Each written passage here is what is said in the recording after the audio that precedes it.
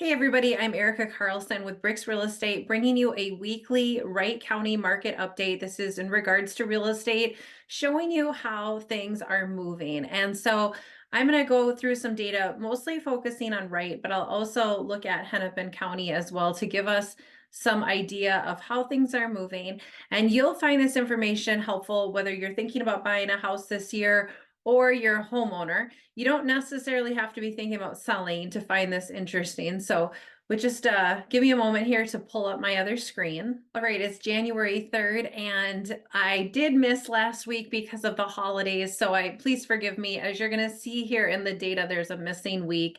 I don't think it matters too much. It'll still give you the gist of what's happening. So as your eyes are on that bold column, the January 3rd column, notice that the inventory is probably one of the most standout pieces this week in terms of changes. We went from 482 2 weeks ago to 443. And then when we go back the week before, you can see it was in the 500s. So I think if I even took a bigger step back, you would see that inventory has continually declined. I am a little surprised if I'm being fully honest with you guys. I thought maybe after the holiday, some of those people that had properties that were sitting on the sideline might list their house.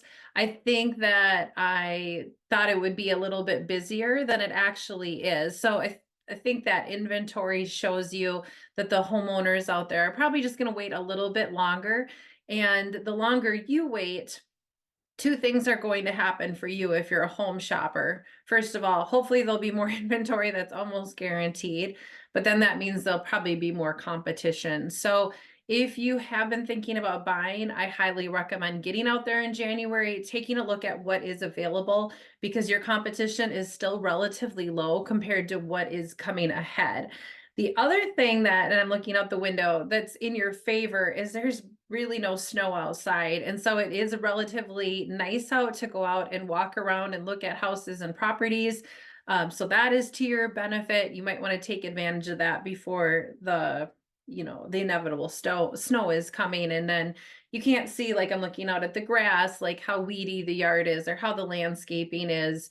Some of those things might be important to you. Not necessarily, of course. When you compare it to the ones without contingencies, it jumps down even more. Now we're at 403, which is unbelievably low. Pendings have pretty much stayed the same. And then notice closings have had a significant jump too. So that's the other thing that really jumped out to me about this week was that, going from 160 closings to 120. Now, I only go back the last 30 days. I'm only looking at Wright County. I don't put any other parameters into this just to keep the data consistent. Not surprised by it. I don't think you should be surprised either. Not because we're just coming out of December, but if you think about it, these were the people that were shopping maybe mid to late October, November. There just wasn't as many people out there shopping for houses. So inevitably, we don't have as many closings the following month. It all completely makes sense and ties in together. Okay, my favorite data is looking at how many people are out there shopping. Now, we do know mortgage applications really started rising in this very last month or so. I think it was the last 6-8 weeks. We saw some real heavy increase on mortgage applications, which is definitely telling us a big part of the story. However, not everybody needs to get a loan, and so that leaves out all the cash buyers. So let's look at what's actually happening. And we use Wright County data and we compare it to Hennepin County because if you live out here, well, you might actually be in Hennepin County and you're seeing this video. So I think it just gives you an idea of more of the country versus city and how that impacts things with population. So it's very noticeable to me that Wright went down, but Hennepin went up. So when you're looking at the data on my screen, just to make sure this is fully in English for everybody, we're only looking at 250 to 500K range. We do that because that's kind of the average residential price point. I'm looking at the entire county, which I don't know, that's not exactly apples to apples, but it's giving us some sense of understanding. And at first I thought, well, I guess I still can't explain to you why Wright County dipped down on January 3rd when it was busier on December 20th and December 13th. I thought I understood, like I thought I had some logic in my mind, but then I saw the Hennepin County data and they are at 3.4. And if you look back the last 2 weeks, that's the highest it's been. Sorry, that's 4 weeks. That's the highest it's been. So Hennepin is performing the way I thought Hennepin or all of it would. I thought everybody would have a little shift up, and that just didn't happen in Wright. So I don't know if that ties into our lack of inventory, because I don't look at Hennepin County data the same way. It's hard for me to really tell you what's happening here. It'll be really interesting to see if next week and the week following, is it consistent? Is this a pattern we're seeing? Or, was it just a one-off week? That could always be the case for sure. And then lastly, before I move on, the 3.4, there are no, there's not 3.4 human beings. So when we're saying that, we're saying if I had a Hennepin County house for sale, I would expect about 3 to 4, 3.5. Again, there's no half showings. That's what I would anticipate if I was selling a house. If I'm in Wright County, I'm only expecting 2 showings a week. And so the example I always give is if I had a friend in Hennepin and I'm in Wright County, you never want to compare. You're kind of in two different markets. People that live in Wright won't necessarily live in Hennepin and vice versa. It's not necessarily the same person unless, you're me, because I'd be open to either. And I literally live on the edge, which is a big reason I picked these two counties is this. I've lived in Hennepin County most of my life, and then most of my adult life I've lived in Wright County. So it's what I know. That's why I use it. And then lastly on this screen, days on market, 53 is average, 41 is median. Some people think one of those is better than the other. It depends on how you look at it. Bottom line is we're looking at trends. So if you look back a few weeks, it was moving faster and then it slowed down and then it slowed down more.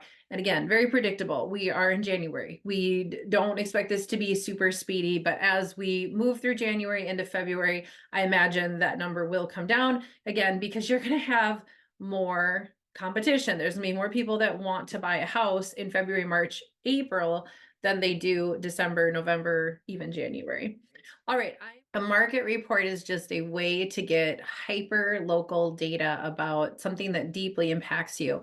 I do enjoy making these videos for my community and my past and current clients, but where I can really serve you at a higher level is with a market report.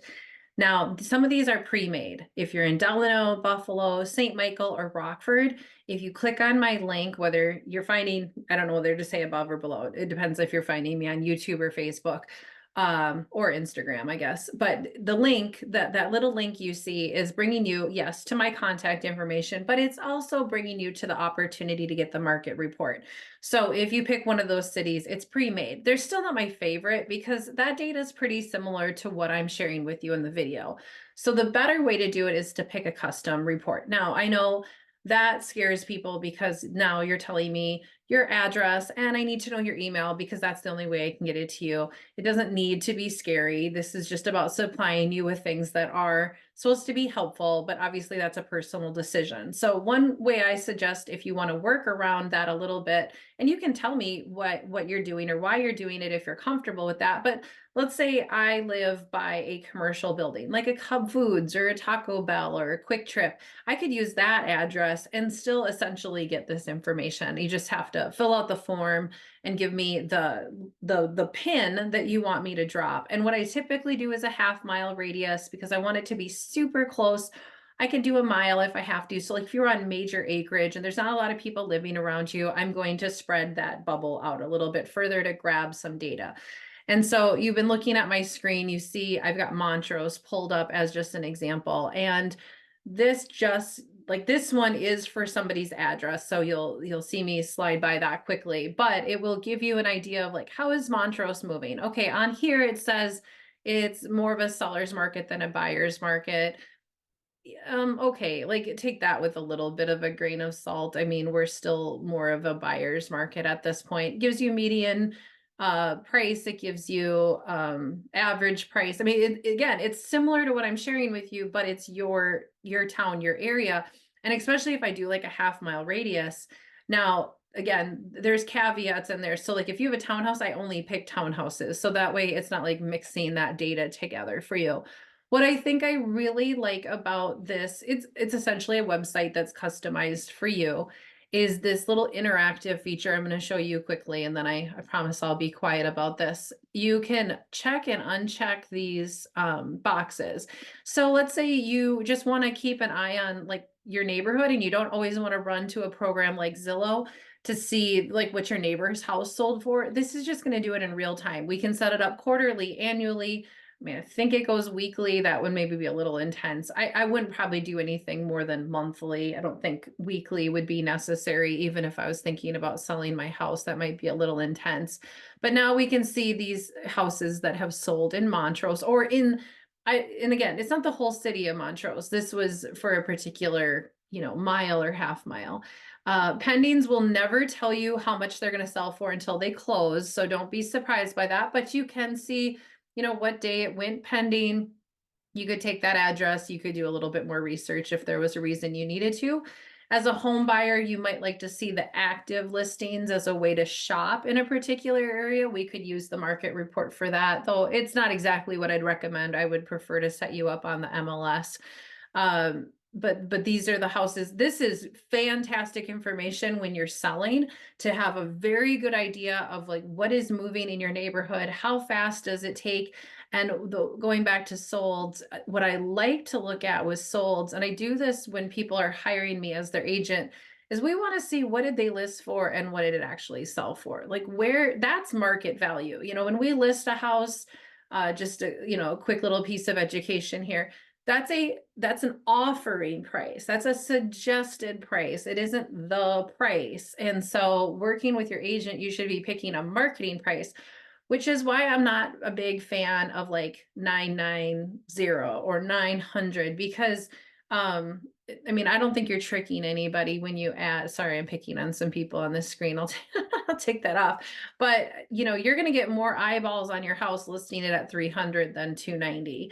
And so you want to work with an agent that understands bracketed pricing and how that benefits you because we're in a time and date of internet. And so, people don't put in there, like if they go to Zillow, they don't say, well, I want a price from $0 to, 254 or 900. They'll say 255, they'll say 275, but people tend to round these numbers with zeros and fives, not, strange numbers. And so when you pick these wrong numbers, you're going to be missing people that might have been interested in your house because you picked the wrong number. So it's a marketing number. So let's pick on this one. I'm familiar with this house. It's a foreclosure.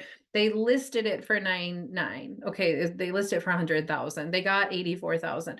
So of course, when you're looking at this data quickly, be careful with it because if you don't know anything about the house, that might make it look like, oh, well, Montrose, people get a lot less than what they asked for. No, they don't. That was a particular house on a busier street. It had particular parameters about it that made it sell for that price. If you have any real estate questions or concerns about our area, I'm happy to be a resource to you. Again, my name's Erica. I'm with a company called Bricks Real Estate. We are a boutique brokerage out of the metro area. We have offices all over the Twin Cities. My website, excuse me, is iHeartMinneapolisHomes.com. I'll put that on the screen for you. Contact me anytime you have a real estate need. Have a fantastic week. Thank you.